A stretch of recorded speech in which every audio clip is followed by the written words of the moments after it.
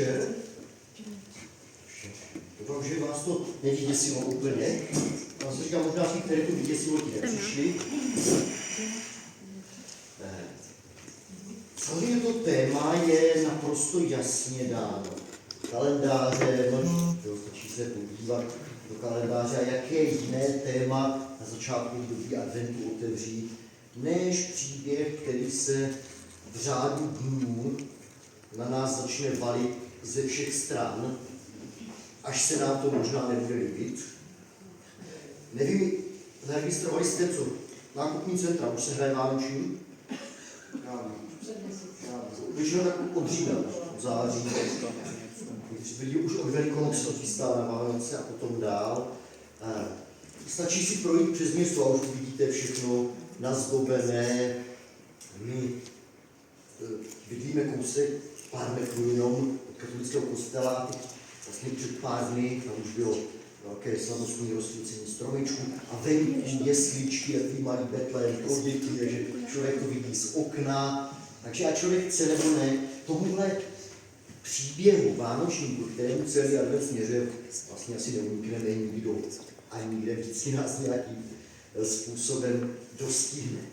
A tak když jsem dostal to pozvání, jestli bych mohl nabídnout možná nějaký zajímavý pohled na příběh, který je v centru Vánoc, tak jsem říkal, že zkusím využít možná něco, o čem se obvykle, ne že by se to nevědělo, ale kolik nemluví, a zkusit ho zasadit do zajímavých širších souvislostí, protože si myslím, že by to mohlo být pro každého z nás docela zajímavé. Obecně, když se s tímhle příběhem setkají křesťané, to rozdělíme body, tak obecně tam je minimálně ta znalost, že ho umí zasadit do nějakého kontextu celého křesťanství. Že přece jenom Ježíš je centrální postava, to je jasné. Takže minimálně tohle zasazení. Pokud někdo křesťanství je téměř nepolíbený, tak tuší většinou také, i když možná z méně detaily, ale dá to do širších souvislostí, že ten příběh, který se odehrál nějakých 20 století dozadu, prostě se odehrával v naprosto reálné zemi na konkrétním místě, konkrétní situaci, kdy ti lidé fungovali jako my, chodili na nákupy, dělali, řešili, jak zaplatí daně, za co vystudují jejich děti, řešili politiku. Tohle už je někdy, mám pocit, u vánočního příběhu trošku někde hodně daleko v pozadí, o čem se tolik nemluví. A přitom tahle situace dává docela zajímavě smysl a logiku tomu příběhu. A navíc, to, co myslím, že stojí za to občas si uvědomit, znáte to, když ten příběh máte jenom v podobě jesliček někde, stromku, čehokoliv, tak jako působí dost odtržený od reality. Jo? To je asi jako jakýkoliv pohádkový příběh, který se mohl odehrát kdykoliv, kdekoliv a nemohl. Můžete si ho klidně situovat za 9 horami a 9 řekami, jo, prostě někde do toho fantazii světa. Zatímco to je reálný příběh z naprosto konkrétního praktického života, o kterém se možná někdy v naší škodě zbytečně málo mluví. Takže máte chuť se do toho pustit, trošku objevit něco málo. První, o čem vás ještě ujistit je, neberte to jako přednášku dějepisu. Ona ani tolik být nemůže, protože dějepis nebyl nikdy moje silná stránka. Kdyby moje profesorka z dějin dějepisu věděla, že někdy budu mluvit o dějepisu, asi by to nepřežila, protože jsem rozhodně nepatřil mezi výkvět v tomhle předmětu, ale mě vždycky bavilo, že dějiny jsou vlastně příběh lidí. To příběh lidí, událostí a to začne být zajímavější.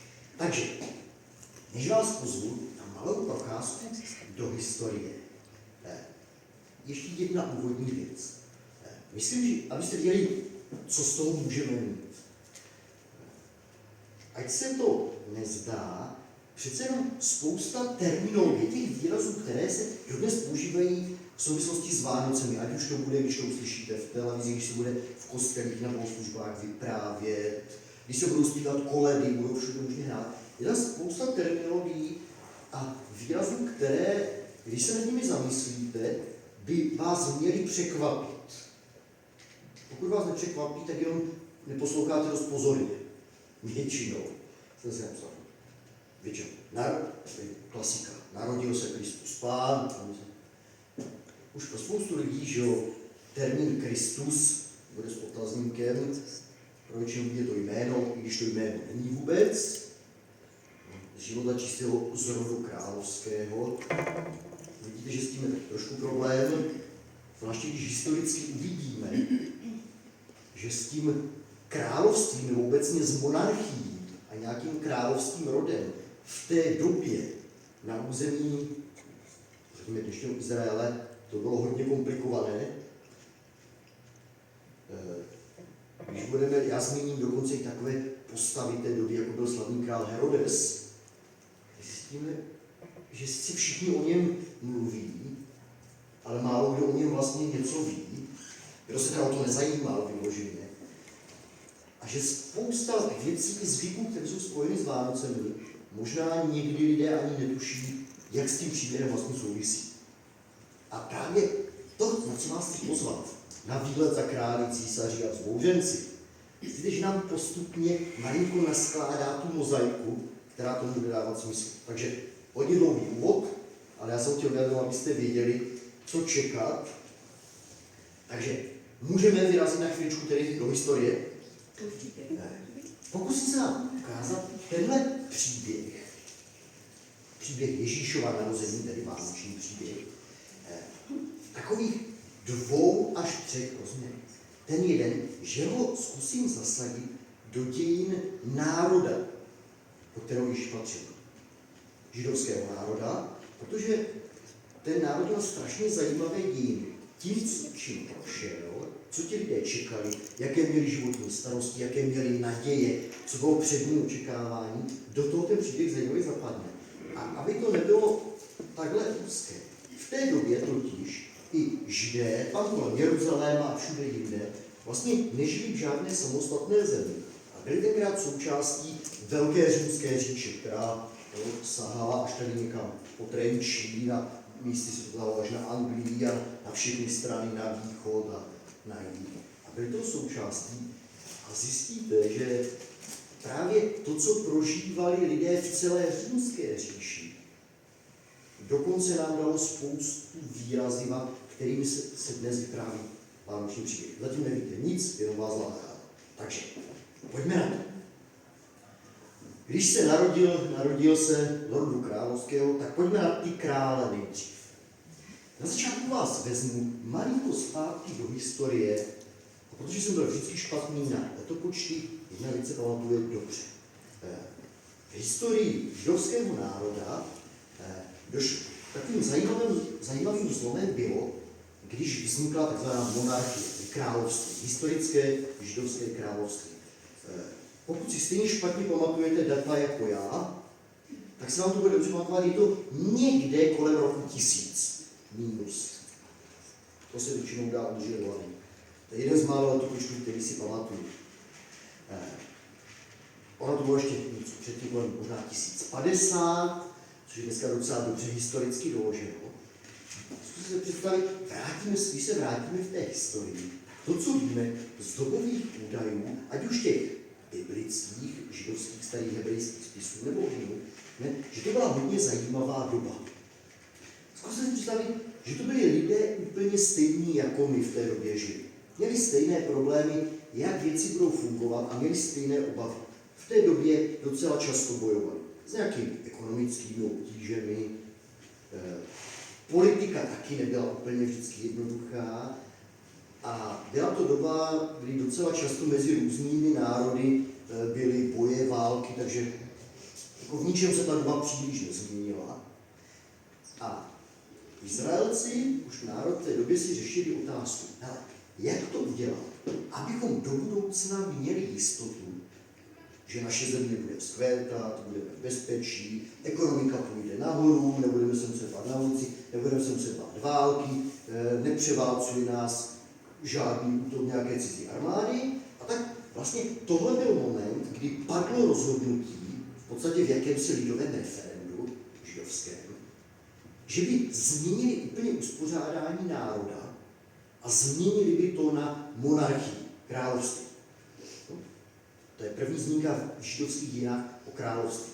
a že by chtěli mít krále.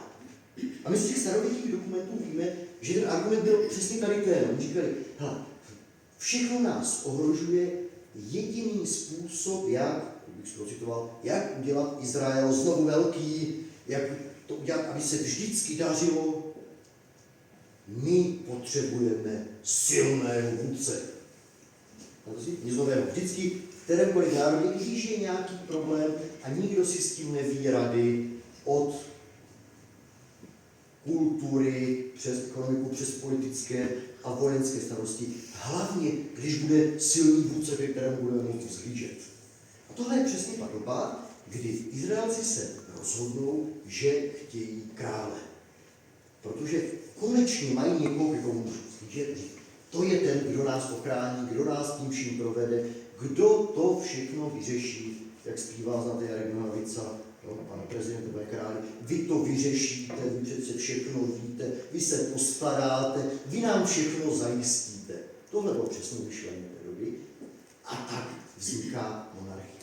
Je zajímavé, že židovská tradice, ta duchovní to spojuje s tím, že pro věřící Židy bylo zřejmé, že to bylo v rozporu s tím, co chtěl Bůh, to bylo vždycky vnímáno, že to bylo taková snaha, teď se budeme spoléhat na nějakého. A tak zvolili krále. První král se vyznačoval kromě velkých schopností tím, co lid potřeboval vždycky od vůdce. Chlap o hlavu větší než všichni kolem něho. No. Jo, když už viděli pořádné chlapisko, ten se o nás postará. Takže tohle období krále je zajímavé, že to ale nikdy nefungovalo. Když se podíváte do celé historie židovského národa, tak Židy jakožto velké jednotné království, víte, kolik měli králů za celou dobu svých dějin? 3. To nebylo příliš úspěšné. 3, jeden z těch první se jmenoval Saul, druhý byl ten, kterého vždycky potkáte, pokud někdy pojedete na dovolenou do Jeruzaléma, dostanete se do starého města, tak hned za hradbami projdete právě za Prahu, potkáte tam slavný král David, potom pověstný král Šalomoun, jeho syn. V podstatě jenom 3 panovníci za sebou. A ta historie je právě zajímavá v tom, že lidé si strašně slibovali v těch dějinách od toho, že přece silný panovník je záruka šťastného života nás všech. Svěřte mu to všechno. Jenže tenhle experiment se moc nepodařil. Protože dát všechnu životní důvěru spojit s jedním člověkem, který v žádném případě není dokonalý, to je, že si koludujeme o pěkný průšvih a o velké zklamání. Protože když dáte někomu absolutní moc, tak to téměř nikdo neustojí, aby to nezačal zneužívat. Takže tohle je součást té historie. Vidíte, jak do ní později vpluje ten vánoční příběh. Takže přišlo tam to, co v každé době.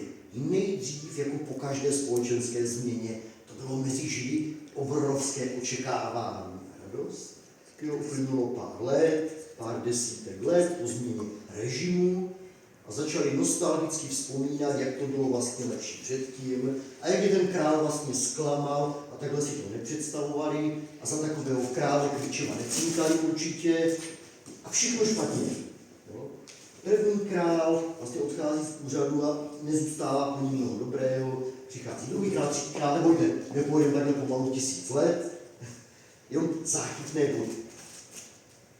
A tenkrát, a to je vlastně jakoby základ, taková malá předchůdka toho vánočního příběhu. Když nahlédnete do těch hebrejských spisů, které jsou dnes součástí Bible, je Bible křesťanské středisko tady, tak vlastně ty staré hebrejské spisy hovoří o tom, že tehdy měl sám Bůh promluvit právě ke králi Davidovi a měl mu říct, takhle to nepůjde. Žádný člověk, jednotlivec, není schopný tohle ustát a vyřešit vaše všechny problémy. Ale dá mu si jeden z tvých potomků, který se narodí, bude jednou velkým králem, ale úplně jiného typu, než si představujete. Takže tady už zaslechnete života čistého, královského, víš, takže tady máme někde první kořeny tohohle příběhu. A celý ten národ teda čeká, jak to půjde dál. Kdy už konečně přijde ten pořádný král, jakého bychom chtěli. No a další staletí budou staletí čekání. Po těch 3 králích, které jsem tam zmínil, to nebude žádná velká sláva, zdržím tady, protože přejdou 3 králové, vlastně celá ta monarchie netrvá ani století, to je nějakých 75 a 70 let. Nedopadne to velmi dobře, a když to má jít dál, tak se začnou nástupníci hádat o tom, kdo se to zmocní. A nakonec vlastně ten národ, který fungoval jako stát, království, se vlastně úplně to rozpadne, ten celek. Že to přestane fungovat. Jedni řeknou, my chceme toho, takže polarizace společnosti není žádná novinka 21. století. Jeden národ, relativně malý, na malém území, mimochodem Izrael, ten současný, pokud se někdo byli, je velikostí zhruba jako Morava. Žádné obrovské území. Na relativně malém území, relativně malý národ se tak rozhádá, že nedokáže fungovat. Vzniknou vlastně 2 království z jednoho národa, kdy se ti lidé budou častokrát tak nenávidět, že proti sobě budou bojovat, likvidovat se, budou mít různé krále, na tom severu jeden horší než druhý, tam v podstatě dějiny neznají žádného dobrého krále z té severní části. No a na jihu se to občas střídá, ale občas převáží ti mizerové. Takže to je taková smutná část těch dějin. A vlastně tenhle experiment, taková ta touha, kéž bychom měli velkého šéfa, který to za nás vytrhne silného vůdce, se ukáže, že to bylo velký průšvih a obrovské zklamání. A tak, když to proběhneme staletími, dostaneme se do 8. století před Kristem a tenkrát vlastně jedna z nejubávanějších světových vojenských velmocí, což byly Asyřané. Možná pokud jste někdy viděli nějaké ty historické malby nebo reliefy, to byly jak měli vždycky ty fouci tak do těch copánků spletené, ti ubávaní válečníci, kteří své nepřátele zaživa z kůže stahovali a kůžima pobíjeli sloupy. To bylo drastické, něco neuvěřitelného. Všichni se jich báli. V podstatě oni vlastně přichází na to území, kde je dnes Izrael, hlavně na ten sever, rok 722, další datum, které si pamatuju, není mnoho. V podstatě to tam celé zlikvidují. Větší část vlastně toho území, když se mi srovnají se zemí, většinu práce bojeschopného obyvatelstva buď zabijou nebo odvlečou do otroctví. A vlastně to tragický zánik do jisté míry vymažou z mapy vlastně velkou část jednoho národa a jeho území. Vlastně nic nového pod sluncem v těchto šílených věcech. No a neuplyne o moc déle, více než 1 století a zůstává už ta jižní část toho všeho, tam pak zase dorazí babylonská armáda, která dokoná dílo zkázy, zlikviduje tam, co se dá. Co to vykládá? To chci říct, že vlastně v té době je to vlastně tragický konec. A poslední král, kterého aspoň na tom jihu mají, určitě za malou chvíli, se jmenovat Sitkiáš, je někdy kolem roku 590 před Kristem. Říkám si toho prostého důvodu, dobře, to je poslední historický izraelský král. Když si tohle uvědomíte, za chvíli vidíte, jak je překvapivé, když se začne vyprávět, potom totiž skočím vánoční příběh. Jak se narodil v Betlémě malý Ježíš a kdo pak jej chce zabít, to je obecně známé, že jo, kdybyste četli, král, a já i svým studentům to všichni říkám, počkejte, kde se v Jeruzalémě vzal král? Poslední král v Jeruzalémě byl v roce 590 před Kristem. Od té doby žádná monarchie tam není. A nikdo se tomu nediví. Že to nějak nesedí tam zdánlivě. Takže máme jeden kus takové smutné historie. Myslí, aha, ale pořád vlastně v těch dějinách toho národa, to, co je drží, tak nějak při naději a při síle je právě ta vize. Bůh slíbil králi Davidovi, k tomu se stále zhlíží, když s ním byly taky problémy, že jednou přijde opravdový král, který nás nesklame. No a tak ho pořád čekají, zatím je tam všichni zklamali a najednou vlastně je to vymazané a končí celá monarchie, celé království. takže by se dalo to zakončit, pohádky je konec, žádný král není. Takže ty příběhy jsou někdy docela drsné v těch dějinách. Jenže ani tam to nekončí. Vlastně v té době ten zbytek toho národa to vůbec nemá lehké, dostávají se zase velká část těch trošku pracovně schopných do zajetí, do exilu až do Velkého Babylonu. Takže pokud máte trošku rádi umění, hudbu, znáte operu Nabucco, tak znáte trošku dějové souvislosti toho časové, co se tam v té době děje. Hlavní město Izraelců Jeruzalém, zlikvidované, chrám pobořený, vypálený. Takže vůbec to nesměřuje k nějakému krásnému vánočnímu příběhu s nějakým novým králem. V té chvíli ani náhodou. Tohle období trvá nějakých 70 let. Sice pak zdánlivý dobrý konec toho je, že ten národ se tam nějak vrací, začínají tam znovu nějak fungovat. Ale v podstatě už nikdy v těch dalších staletích si nezískají žádnou nějakou samostatnost, aby dokázali dobře fungovat. Vždycky tam bude někdo, kdo je... A oni budou pořád snít o tom, jak je to s tím zaslíbeným králem, jo, kterého jsme dostali slíbeného. Ale vůbec to v tomhle příběhu nevypadá, že by se to někdy mohlo realizovat. Takže to a takže i tak, hele, snad až padne ten babylonský režim, tak se věci změní. Dějiny nám popíšou, že padnul babylonský režim, nastoupil jiný, světovou velmocí se stávají spojené národy Médů a Peršanů, kteří společně fungují. Oni sice dovolí těm Židům se vrátit domů, ale úplnou samostatnost jim nedají. Takže jsou to zase oni, kdo jim šéfují. A jim se musí teď platit daně a oni jim určují pravidla hry. No a ti Židé jsou samozřejmě pořád nešťastníky, ale tak jak je to s tím slibem, s tím králem? Tak třeba až padne ten režim.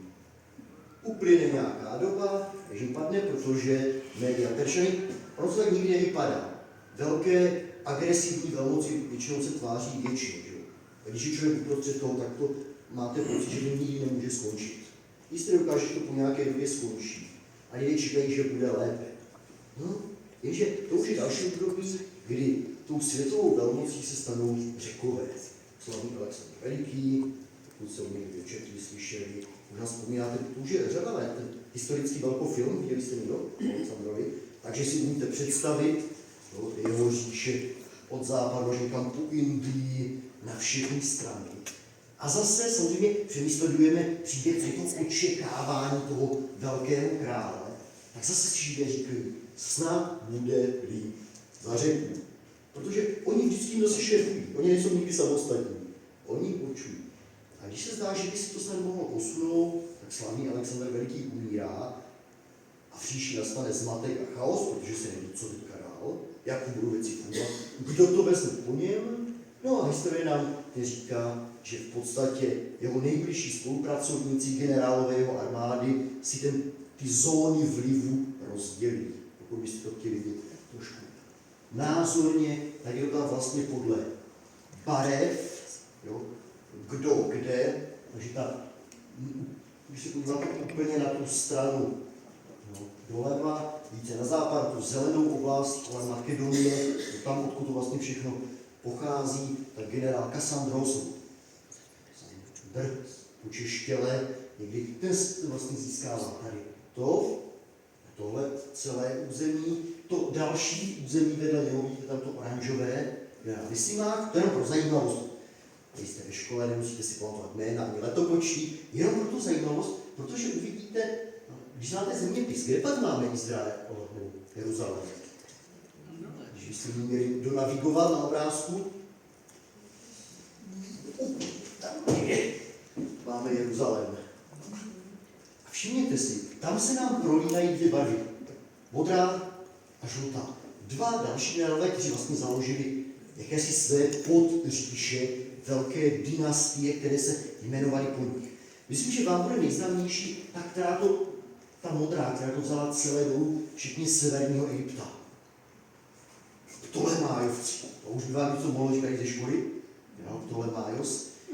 Jaká by byla, ať si vás vyzkouším, se omlouvám své učitelské degenerované sklony, jakáže byla ta nejslavnější panovnice v Egyptě z rodu Ptolemájovců?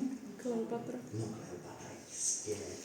Já si studentům vždycky říkám, chcete-li jít dobové pozadí Ježíšova příběhu, přečtěte si hlavně Asterixe a Obelixe, protože to perfektně odpovídá celému území. Tam, jo, Kleopatra nebyla žádná Egypťanka. Potomek řeckých panovníků, tady těch modlí. Pro náš příběh je to ale důležité.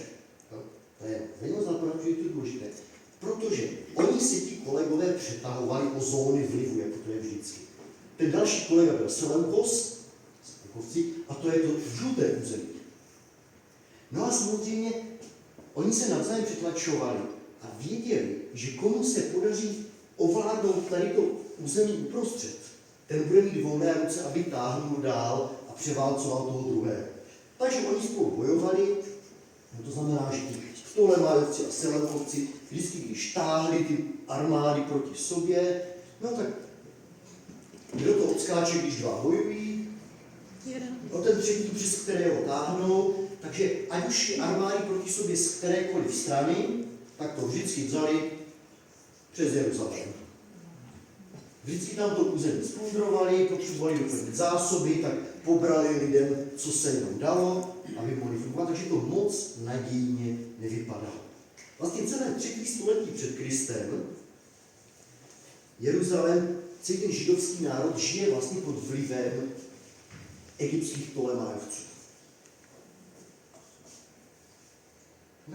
Lidé třeba, kteří chtějí ten příběh poznat, čtou Bibli, ale o tom se v Bibli moc nepíše, je to pravda, nebo ne nestandardní, pokud byste ale měli říkat k dispozici katolické vydání Bible, které ještě tam vlastně mezi starým a novým zákonem mívá jednu část, takzvané deuterokanonické, tak to jsou právě historické spisy z téhle doby, které velice zajímavě popisují právě, co se dělo tady v tomhle mezidobí. Takže tohle není úplně jednoduché a jak jsem říkal, pořád tam zůstává v tom židovském národě taková ta naděje. Bude líp, nebude líp. Přijde jednou ten velký král, na kterého čekáme. Všimněte si, že už uplynulo několik století od posledního krále a situace se nějak nelepší. A historie říká, že i ti okupanti s tím měli problém. Protože okupant vždycky potřebuje, aby ten podmaněný národ to tak nějak pokorně přijal a zvyknul si na to, prostě tohle patří k životu. Jenže Židé pořád žili právě takovým tím mesiářským očekáváním, jednou přijde ten zaslíbený král, což pořád jako tam budilo takové ty vzpoury a rebélie, my se nenecháme tady nikým likvidovat, což se okupantům nikdy nelíbilo. No, ale to neskončilo, když se vlastně posuneme už do 2. století před Kristem, tak zatímco nejdřív, proto tam vidíte ty barvy překryté, zatímco nejdřív to z toho jihu, to mají tam celé tlačili a zdálo se, že budou silnější a úspěšnější, tak 2. století je, kdy naopak ta část tam vlastně od Sýrie, hlavně město Damašek, tam vidíte, oni to sice ovládali, to všechno, co Alexandr byl, když se podíváte, tak až tam někde jdeme na Indii a pořád jsou tam města, která si jmenují Alexandrie. Jo, stopa po Alexandrovi, který tam v té době byl. No ale oni začnou samozřejmě tlačit, a všechno to je obrovské území, to je neuvěřitelné. No a převálcují to samozřejmě tady, velice výrazně to celé převálcují. Vlastně se dostanou až tam někam do toho Egypta a zase schytávají to všichni postupně, ale schytají to i ti, kteří jsou tam uprostřed. A teďka přijde něco zajímavého, co zase bude souviset do budoucna s vánočním příběhem. 2. století před příběhem Ježíše, jestli něco radši je to můj telefon, já mám rozličení, takže snad vám to nebude rušit ten můj. Když oni se tam dostanou, přijde k moci v Damašku velice krutý, když máme tam císaře, krále a zbouřence, přijde velice krutý vládce, který sídlí v Damašku z toho Seleukovského rodu, který se jmenoval Antiochos, toho jména již 4. s přezdívkou Epifanes, což znamená v překladu si přečtěte z řečtiny osvícený. Nicméně, nejen jeho podaní, ale i ti, kteří se obávali, ho překřtili z Epifanes na Epimanes, šílenec. Byl naprostý magor. Jako na jednu stranu schopný, ale neuvěřitelně bezohledný. No a ten samozřejmě, když si dobýval svá území, tak likvidoval, co se dalo. A to je přesně ta situace, že když vždycky táhnul, tak se zjistil, že to je perfektní strategické území právě tam, kde žijí Židé, tam, kde byl Jeruzalém.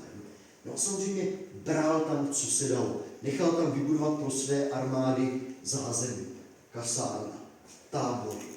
Obrali to všechno, když táhli.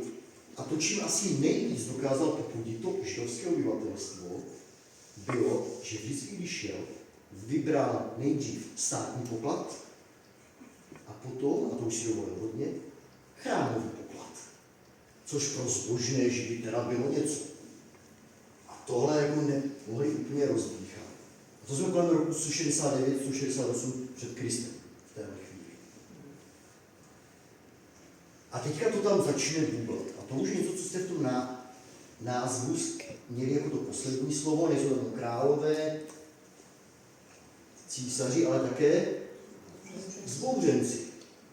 Protože tohle už je příliš pro ty obyvatele nejen Jeruzaléma, ale celé toho okolí. A protože pořád je tam ta myšlenka, ale přece my máme Bohem daný slib, že věci budou jinak. Že přijde geniální král, ke kterému budeme moct vzhlížet, a ne tady tohle všechno. Tak si říkají, tohle snad už musí přijít, protože vždycky si není tak zlá, by nemohlo být hůře, ale oni měli pocit, že už nemůže snad být ani hůře v téhle chvíli. Protože to, co si tam dovolovali ti Řekové, to už jako by hraničilo ze vším, co si umíte představit. Rok 167 zase nechají tam budovat přímo v Jeruzalémě ty vojenské pevnosti, tihle Řekové, a dokonce nedaleko chrámu, kde se scházeli ti nejzbožnější Židé, nechali postavit řecké gymnázium, to cvičiště těch bojovníků, kteří tam nazí bojovali, což bylo pro všechny obrovská spoušť, co se to tady děje, divadlo, tam nechali řecké postavy a nikdo nechápal, co to má znamenat. No a výsledek byl, že tohle vzbudilo tak obrovskou nevoli mezi těmi Židy, že řekli a dost. Ten odpor byl hlavně od takových těch nejzbožnějších. No a když pak v tom roce 167 Antiochos tou armádou přímo vstoupil do Jeruzaléma, tak na sebe narazili. Jenže tahle armáda ze severu to tam teda tvrdě převálcovala. No a výsledek byl docela tragický. Zkuste si představit, že máte malý národ, který má své touhy, naději, svoji víru, jistotu, že věří v dobrého Boha, který je s ním. A najednou se jim všechny jejich sny rozpadaly. Protože to, co přišlo, to vlastně tenkrát nikdo nečekal. Ten Antiochos IV. Epifanes, ten se tam plně ujal vlády, měl tam své vojáky a jasně vydal nové zákony, které v podstatě byly pro ten národ likvidační. Kromě jiného, s okamžitou platností zakázal jakoukoliv bohoslužbu v jejich chrámě, to bylo centrum, co ten národ tak nějak drželo pohromadě. To okamžitě zakázal. Zakázal jim zachovávat sobotu, šabat, což bylo pro ně úplně zásadní věc. Zakázali obřezávat malé chlapečky, což byl symbol židovského národa. Zakázal být jenom číst, natož studovat Tóru, staré Mojžíšovy spisy. Vlastně všechno, co bylo součástí náboženství, zakázal do jisté míry až pod trestem smrti. Budete-li mít možnost číst v katolickém vydání Bible ty tzv. Deuterokanonické knihy, moc doporučuju, jsou to knihy makabejské, které popisují tohle období. Častokrát lidé opravdu řešili toho rozhodnutí, že když chtěli tu svou víru, třeba jenom včetně toho, jak rituálně správně jedli, tak mamince před očima 7 synů popravili. Okamžitě. Takže to bylo šílené období, kdy bylo jasné, že tohle nemůže vydržet dlouho. Zbožní Židé v té době byli nuceni, aby se účastnili těch pohanských obřadů, obětovali pohanským bohům. No a poslední kapkou pro ně bylo, když vlastně, kolika to máme dnes? 3. tak za 3 dny, to bude 6. prosince 167, Antiochus do toho chrámu, aby dal najevo všem Židům, co si o nich myslí, byl tady Pán, tak tam dal umístit do toho chrámu sochu boha Dia, a na tom velkém oltáři, který tam měli dělat, čím by mohl nejvíc zesměšnit celou jejich víru, nechal tam místo beránka obětovat dobře vykrmené prase. To je jako největší výsměch a poplivání úplně všeho, co těm lidem bylo nějak vzácné, blízké jejich víře, jejich identitě, jejich kultuře. A tohle prostě se zdálo, že je konec tady všech nadějí. A tohle vlastně vyvolá obrovský odpor.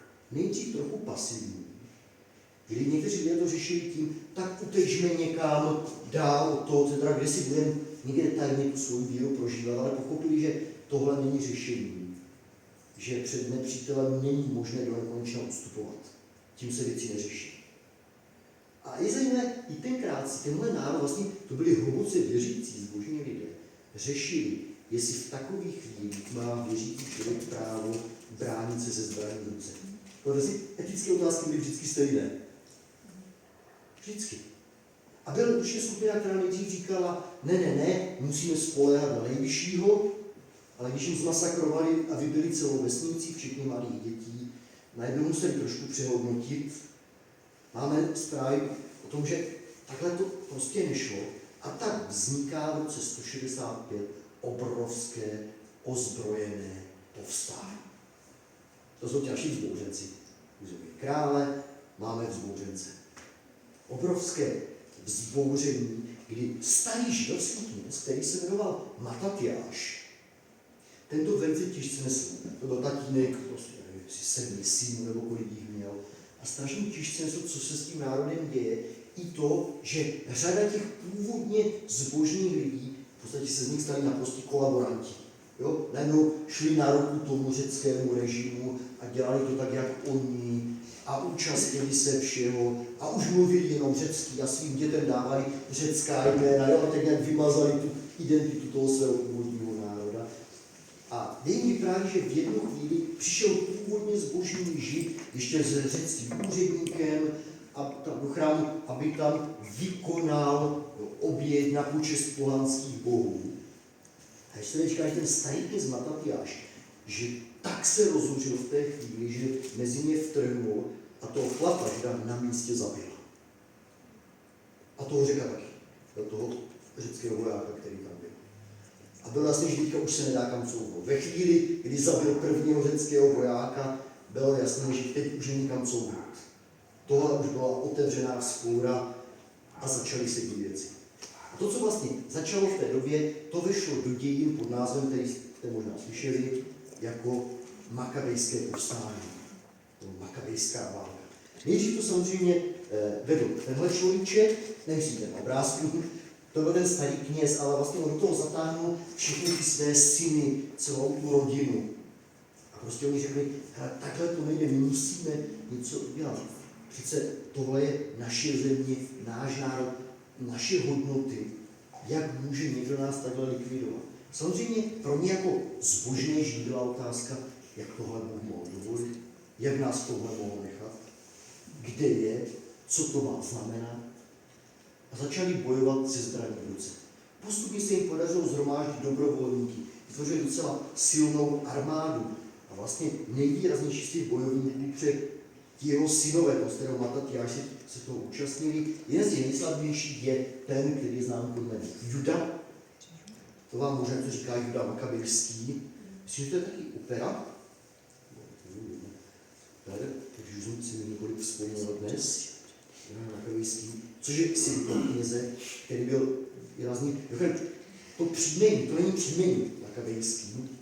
To vzniklo, protože to byl velice rázný vojevůdce, který dostal v hebrejštině přezdívku Makabi, což znamená kladivo.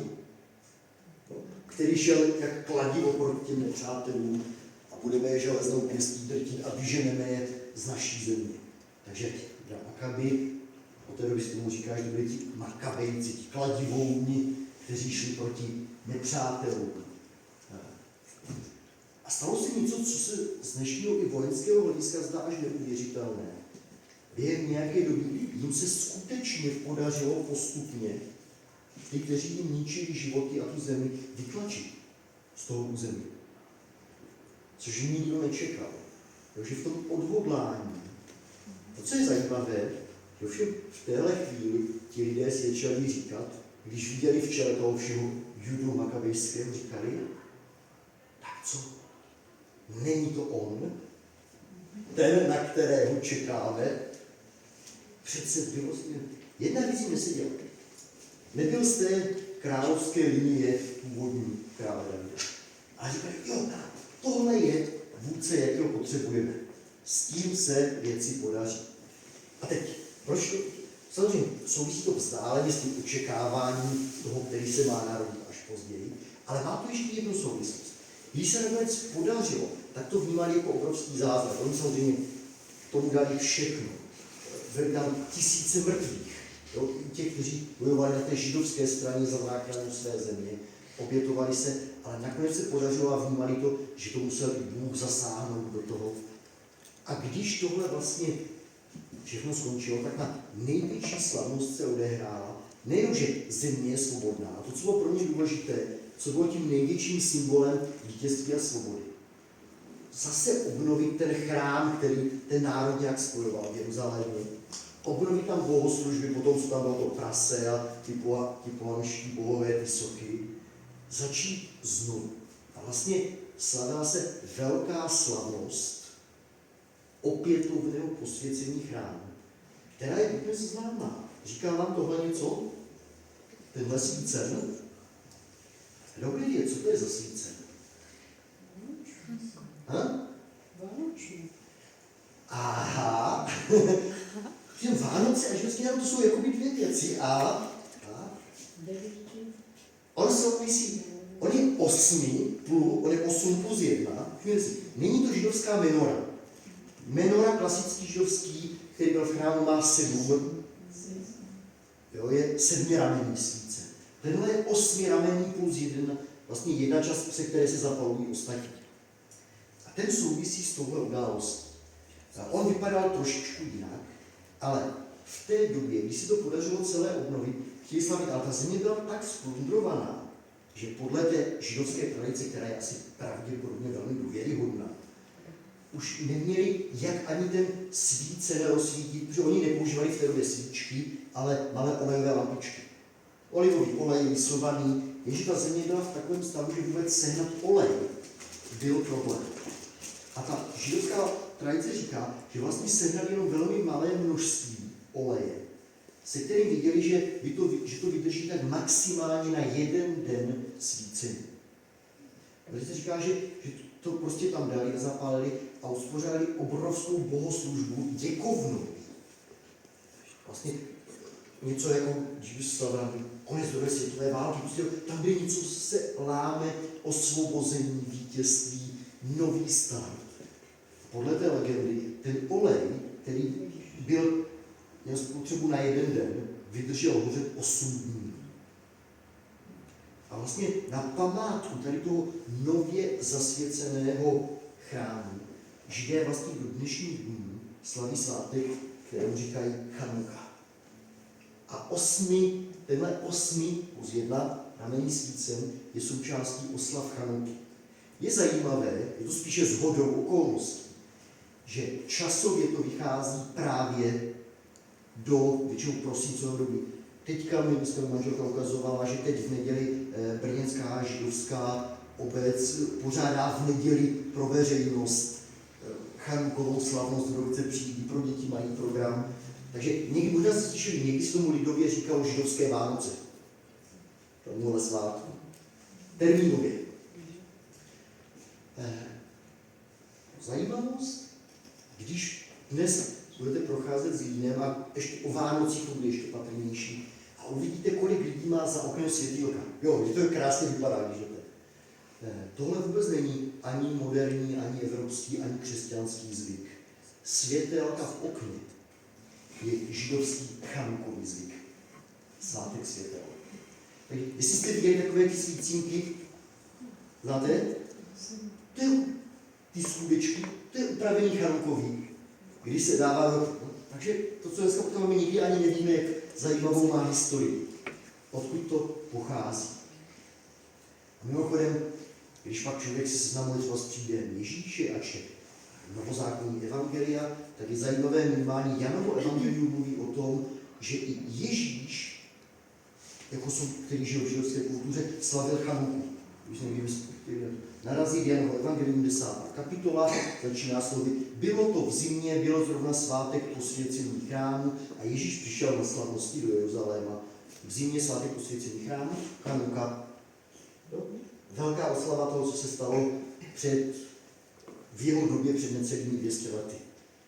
Národní svátek poděkování. A zase, to, co je zajímavé, že to očekávání s tou Chanukou bylo, že když budete číst příběh z evangelií o Ježíši už dospělé, tak když Ježíš přijde na Chanuku, tak na Chanuc, během Chanuky si tam všichni vypráví ten velký příběh o tom velkém vysvobození, jak se ty naděje naplnily, když přišel Juda Makabejský. A pořád věděli, že ještě čekají pořád toho velkého vysvoboditele. A tak se tam je napsané, že se ptají Ježíše, tak už nám to řekni na rovinu.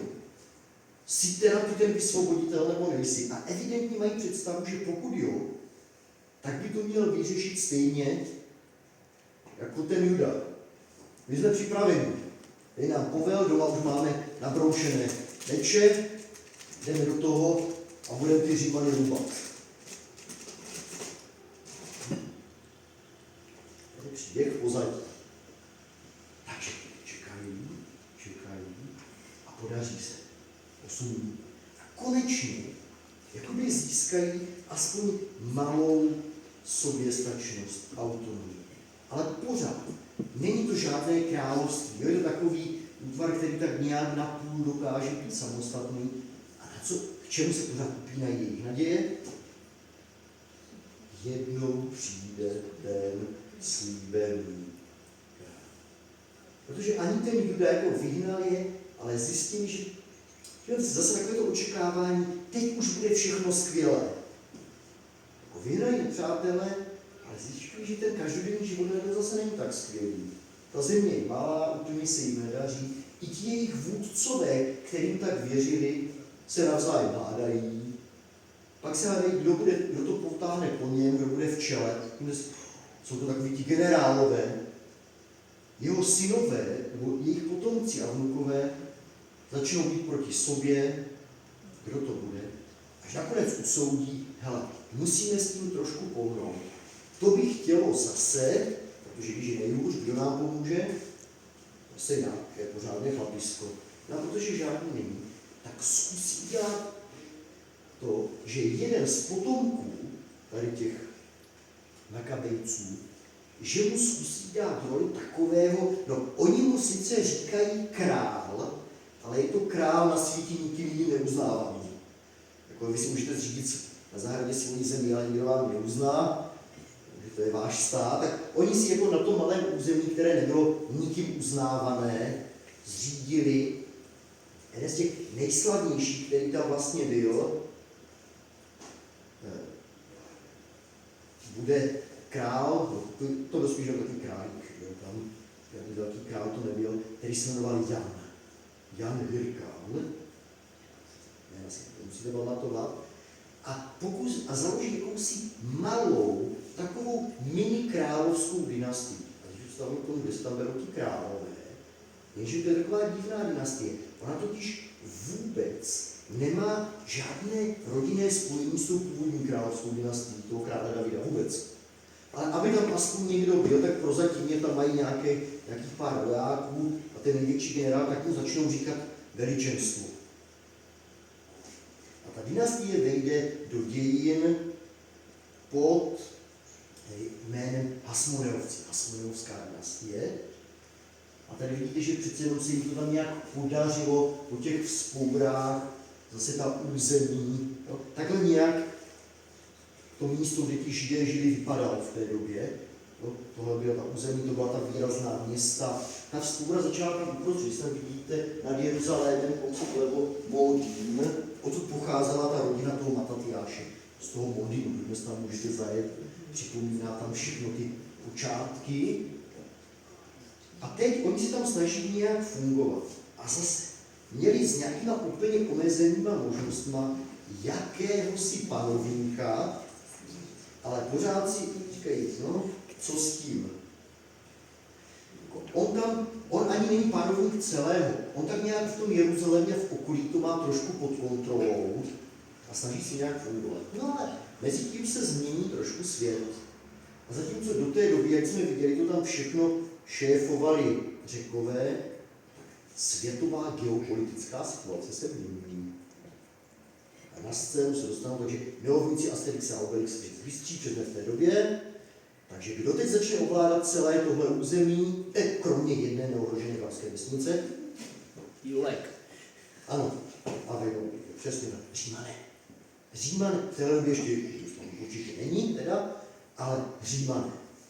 Římané se stávají velmocí, která překvapí svět, která vytlačí postupně ostatní, no, a tak zase celá ta komunita těch Židů pořád zůstává s tou nadějí. Takže snad, když se změní světový řád, snad konečně bude líp.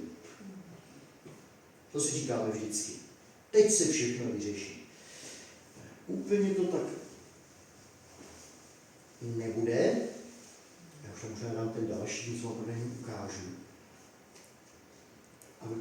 Oni sice tam pořád ti Hasmoneovci fungují, ale lidé zase očekávali. Super, tak máme aspoň malinkého omezeného krále, jo, Hirkána a další. Že pak zjistili, že tihle judští králové pak najednou ti jejich potomci, děti a vnuci, nejenom, že se nemusí, ale začnou se navzájem vraždit, aby zjistili, kdo bude teďka po tatíkovi. A jo? Můžu mi kozvat na dálku, já ti řeknu, co to je. Jasně. Až to bude potřeba. Takže oni začnou vraždit a zase ten národ je z toho nešťastný, protože si hele, ale takhle jsme si to zase nepředstavovali. Cítíte, už několik století takových velkých plánů, nadějí, očekávání, vždycky se to spojí s nějakou velkou postavou.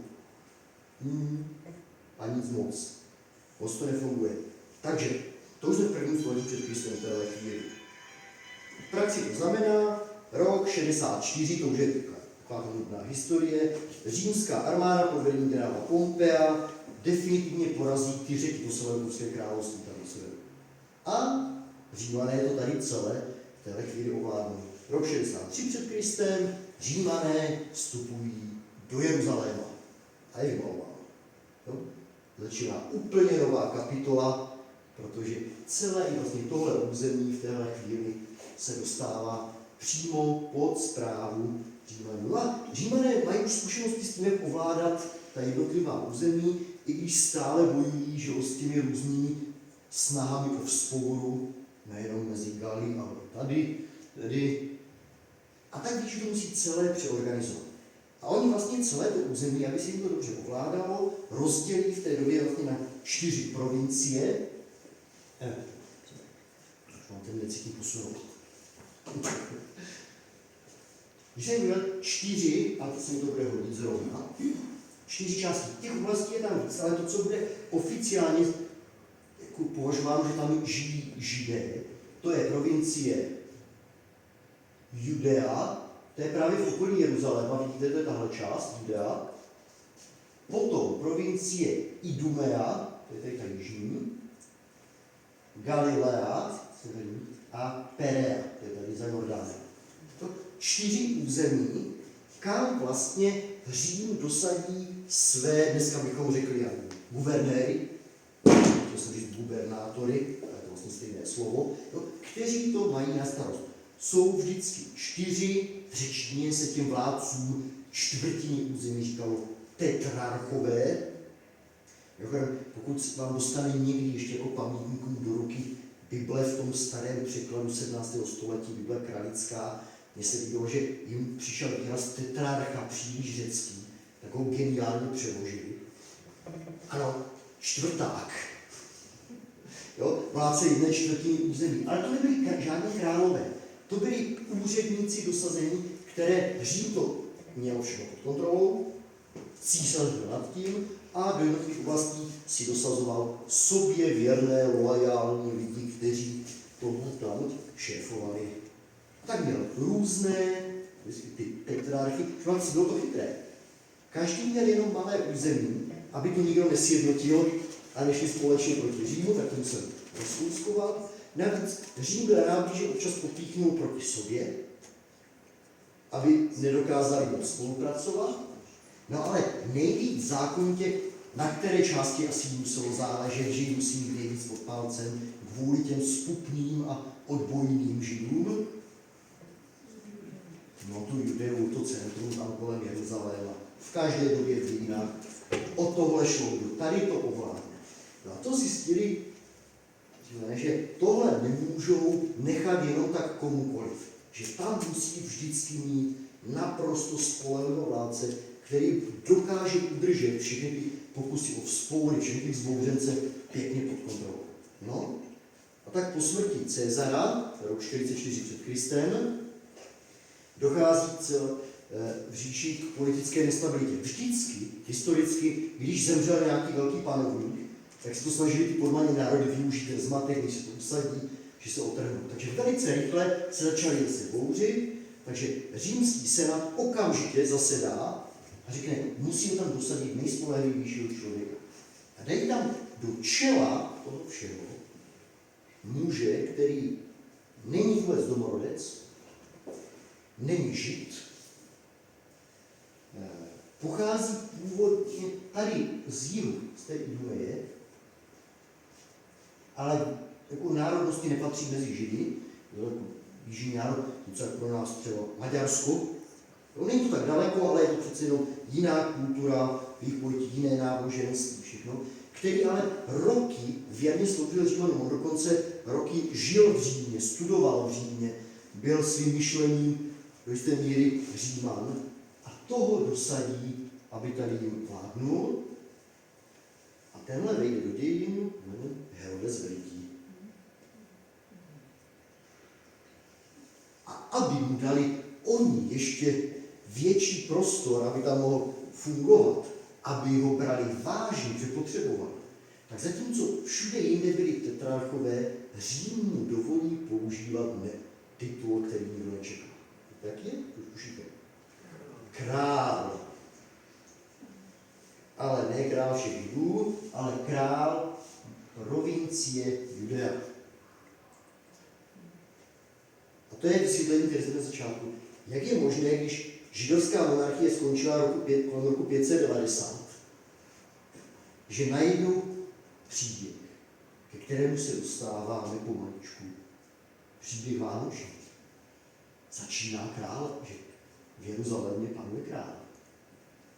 A zase cítíte, naděje lidí jsou na vodu mrazu.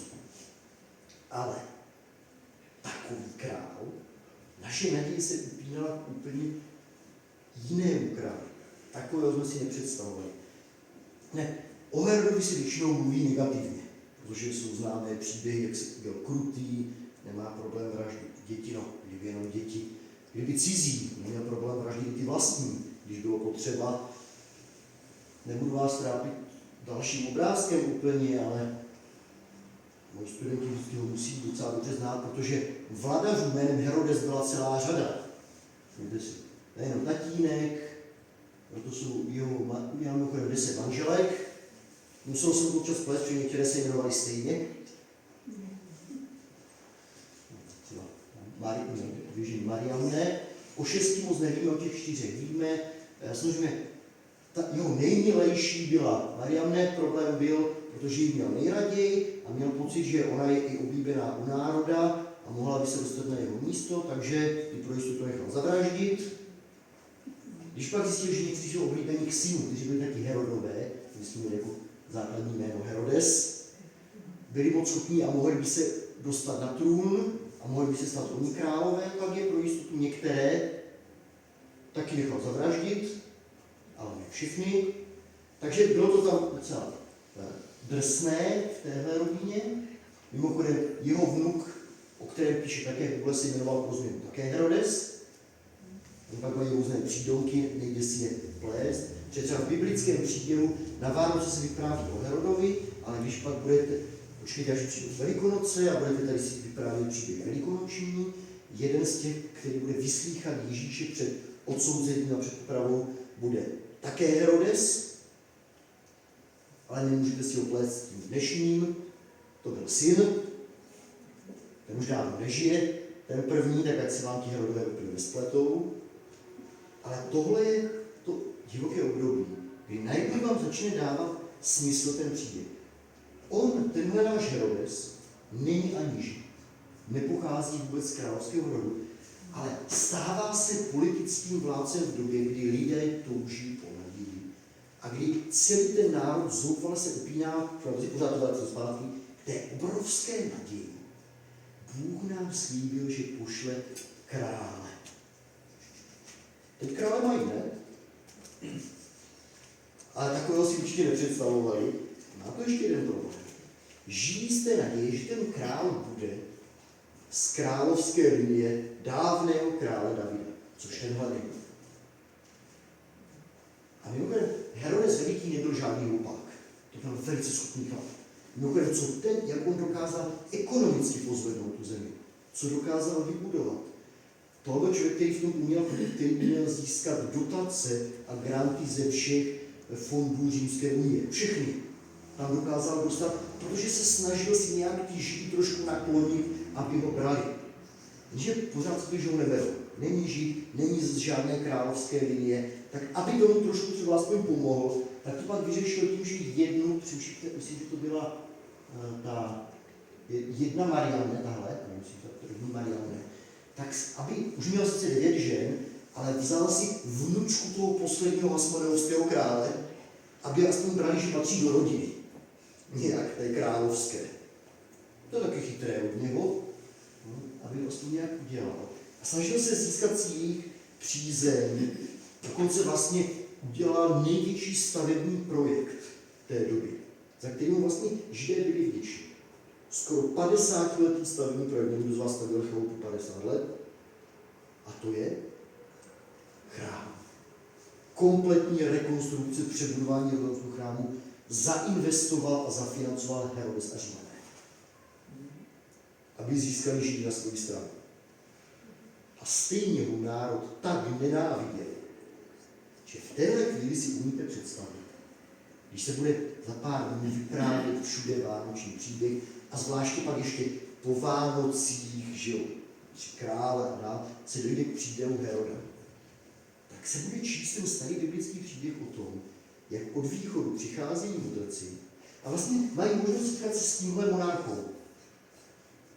A řeknou mu, doslechli jsme se, že se v téhle zemi narodil očekávaný král ze správné dynastie.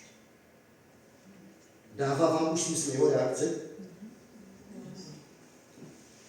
To byl chlap, který když tušil, že by jeho žena mohla být oblíbenější než on, tak ji nechal zabít. Který když tušil, že by jeho vlastní syn mohl být králem místo něho, tak ho nechal zabít. A teď se doslechne, že v tom velkém očekávání národa, který čeká, kdy už konečně přijde ten zaslíbený král z té správné dynastie, mu řeknou, tak prý už se narodil. Já ho nechci omlouvat, ale můžete se udivit, že zareaguje tak, jak zareaguje. A tohle vlastně je zvláštní, že ten jeho život nekončí příliš slavně, oni ho pak odvolají, on se si do Říma nezvládá, to tam úplně. A vlastně do téhle chvíle, teď pochopíte vlastně na základě toho, že vlastně za těchto okolností je celý ten židovský národ tak připravený, že když se potom na scéně objeví, já to okolností, než o tom bude vlastně centrem vánočního příběhu. Když se objeví Ježíš, tak je to přesně doba, kdy celé to prostředí je tak nedočkavé. Čeká naše jediná naděje je v tom, že přijde král nového typu. A když už začnou tušit, že by to mohl být právě Ježíš, tak první tendence bude udělat z něho krále, jakého měli vždycky. Ideálně, kdyby to byl král jako ten první, bychom se vrátili v celém tom příběhu. Chlap o hlavu až 2 větší než ostatní. Tohle on nebyl. tak dobře, tak potom takový vůdce jako Juda Kladivo.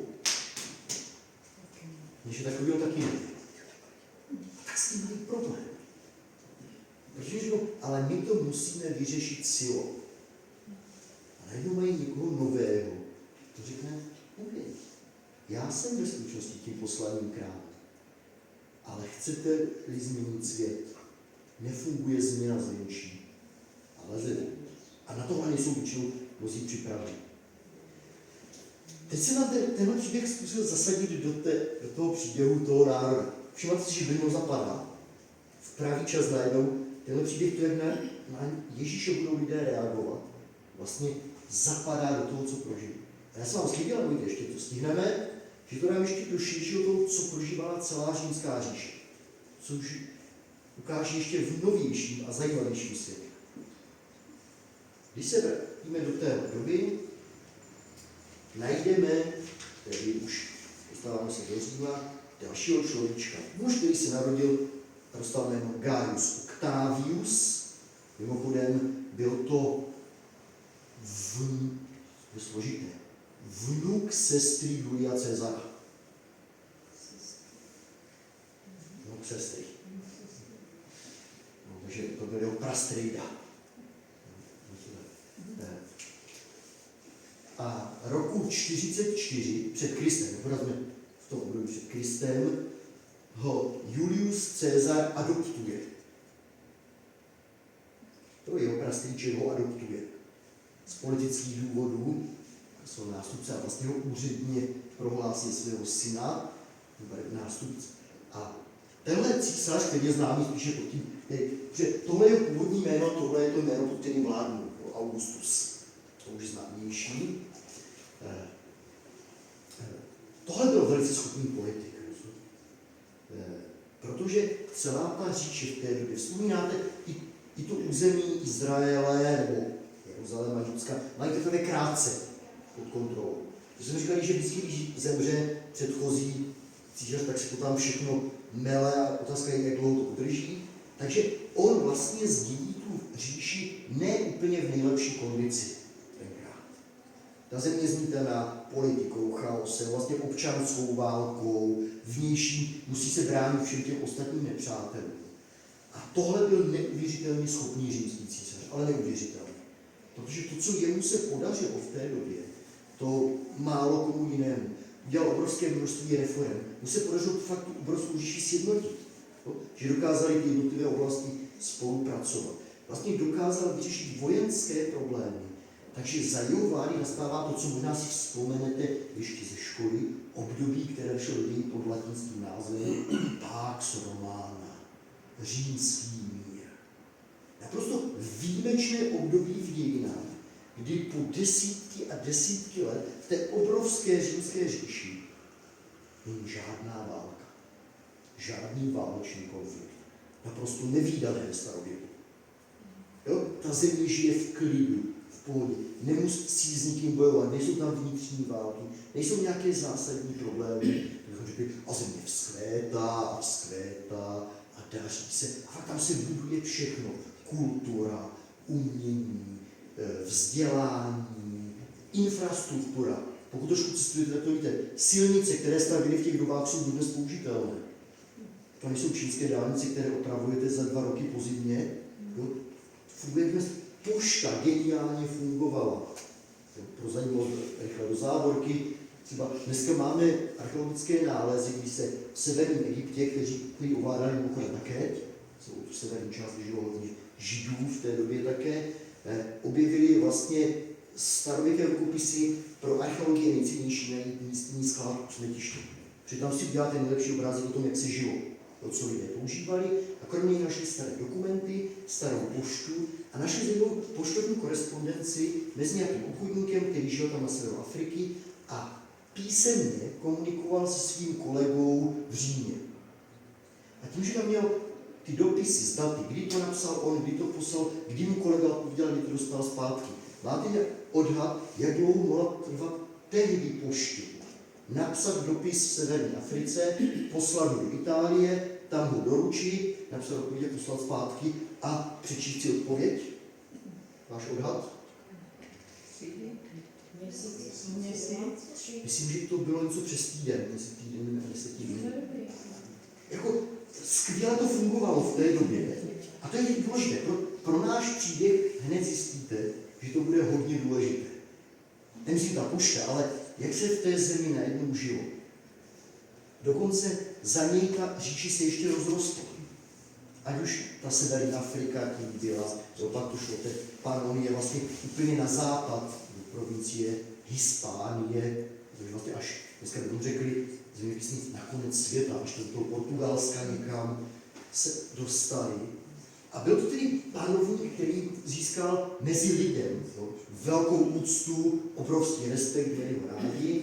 A právě roku 27 získává ten císařský titul Augustus vznešený. A s tím jeho titulem, s tou rolí se, to je ještě jedna věc. Možná si vzpomínáte z dokumentů, z historie, ze školy, z toho, co jste kde viděli, že v Římě, na rozdíl od Řeků, císaři nebyli zbožťováni.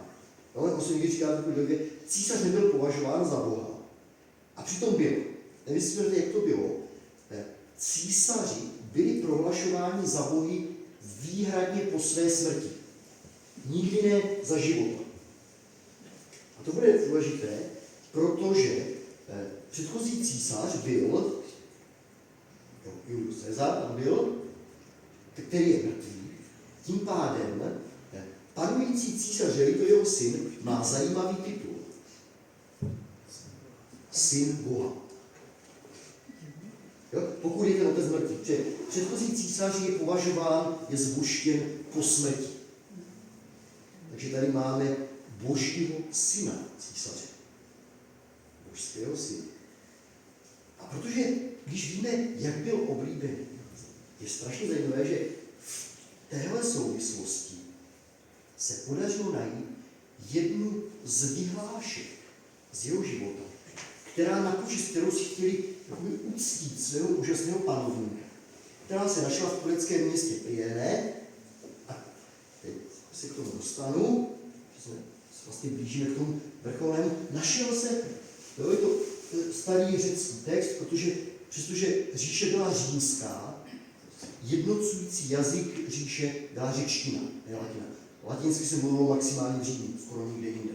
Řečtina byl primární jazyk celé říše a podařilo se najít tenhle starý kámen. Byla to vlastně veřejná vyhláška, vyhlášky se nedávaly na místní nástěnky, ale vytesaly se do kamene, umístily se veřejně a v tom tureckém Priene se našel tady ten, který je hrozně zajímavý, protože on navrhuje změnu kalendáře. Ta změna kalendáře je zajímavá, protože kalendáři jednotlivých kultur se vždycky počítaly od nějakého významného zlomu historického. Jo? Každá civilizace počítala svůj kalendář od něčeho. No a trošku chtěli šplhat politici a tak navrhli, co jiného je tak obrovským zlomem v dějinách, který přinesl novou kvalitu života, než přece narození císaře Augusta. A tak vydali vyhlášku, aby se v těchto provinciích používal nový kalendář, kdyby nový rok pravidelně začínal v tom ročním kalendáři 21. září, což byly narozeniny císaře Augusta, protože to je největší poděkování, jsme toho, velký vůdce, který pro nás tolik udělal. A když ten text budete číst, nebudu vás trápit řeckým textem, ale mám ukázku z toho, tak ten nápis říká něco, co je dodnes mezi odborníky velmi zajímavé a cenné. Mám pro vás malý kousiček číši. Velká prozřetelnost, která všechny věci správně řídí a má zájem o naše životy, uvedla vše do dokonalého stavu tím, že nám darovala velkého Augusta. Jej naplnila všemi ctnostmi pro dobro lidstva a poslala jej jako spasitele. Nás, našich potomků, aby ukončil válčení a dal vše do pořádku. On, náš císař, převyšuje svým zjevením všechny předchozí dobrodějce a ani do budoucna se neobjeví nikdo, kdo by překonal to, co pro nás udělal. A právě narození našeho Boha Augusta je počátkem evangelia, dobré zprávy pro celý svět. Píše to 9 před Kristem. Jo? Úřední vyhláška. Možná jste zaregistrovali v souvislosti s vánočním příběhem, kolik terminologie křesťané si vypůjčili z římské vyhlášky.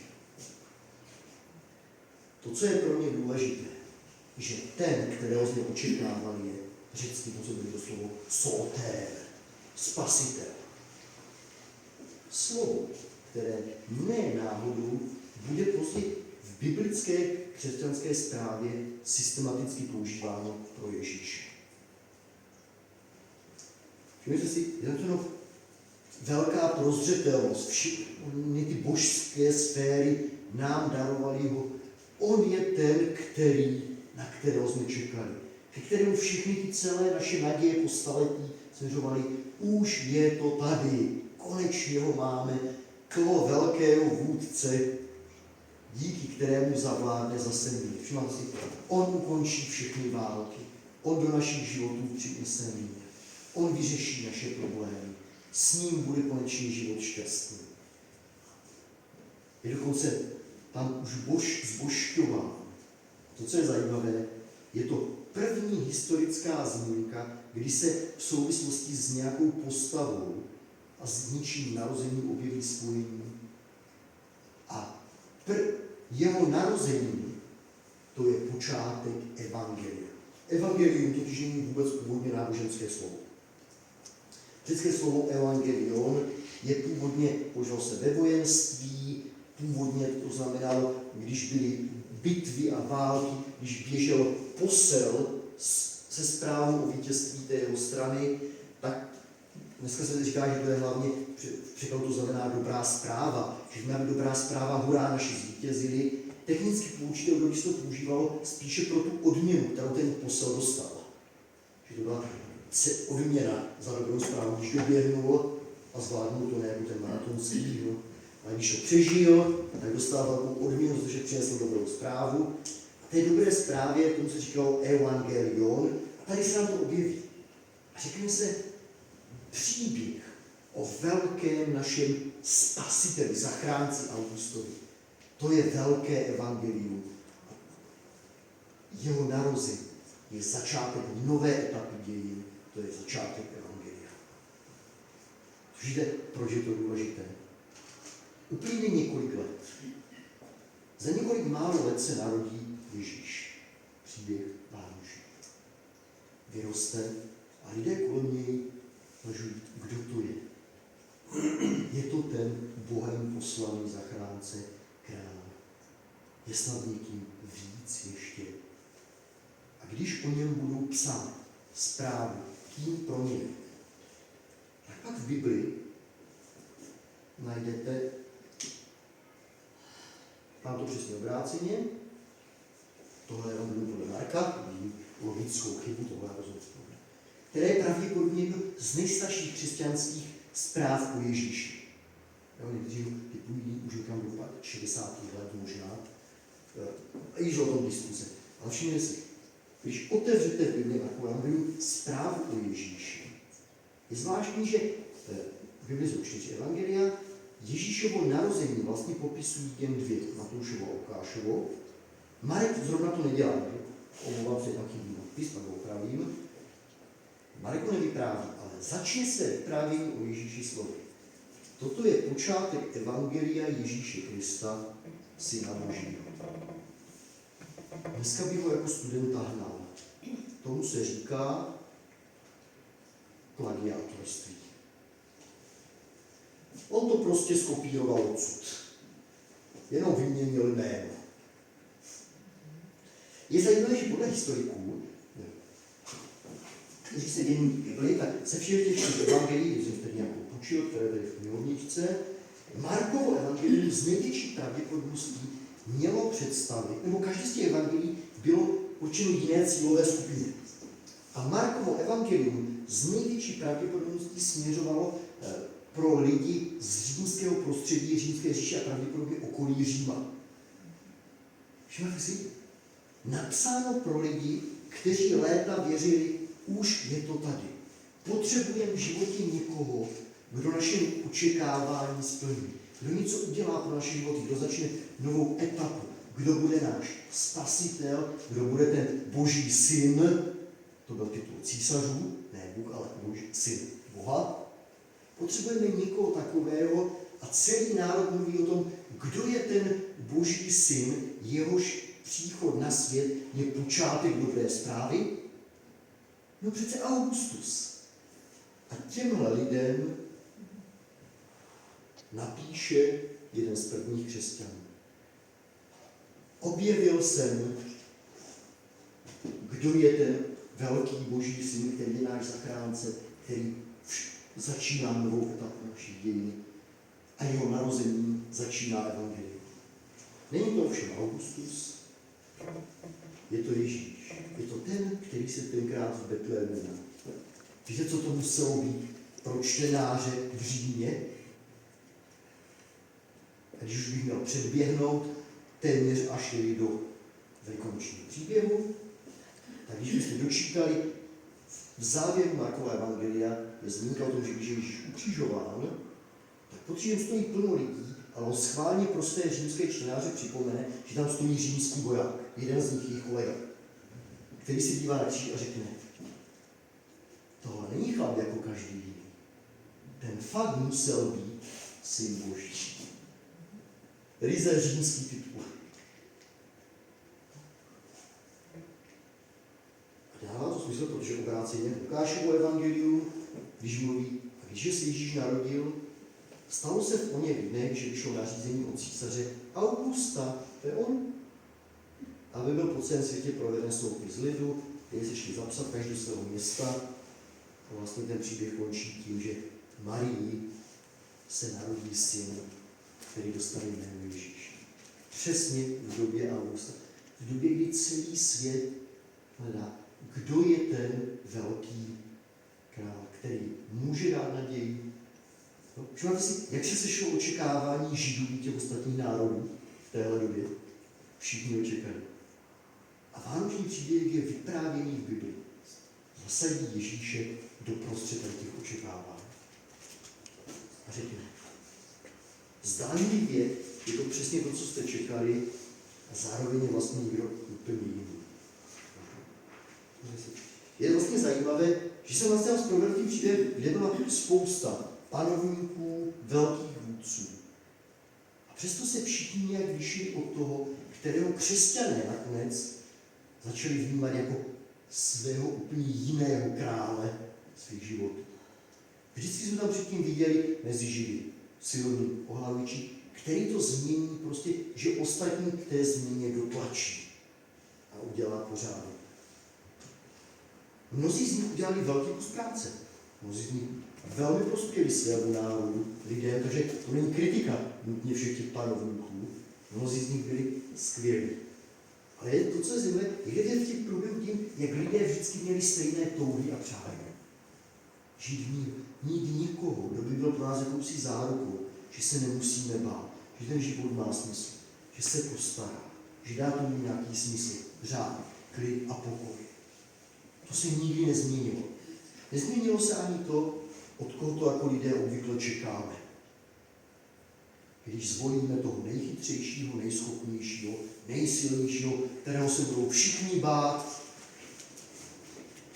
Tyhle příběhy ukázaly, že to vlastně nikdy nefungovalo. A když ano, tak jenom krátkodobě.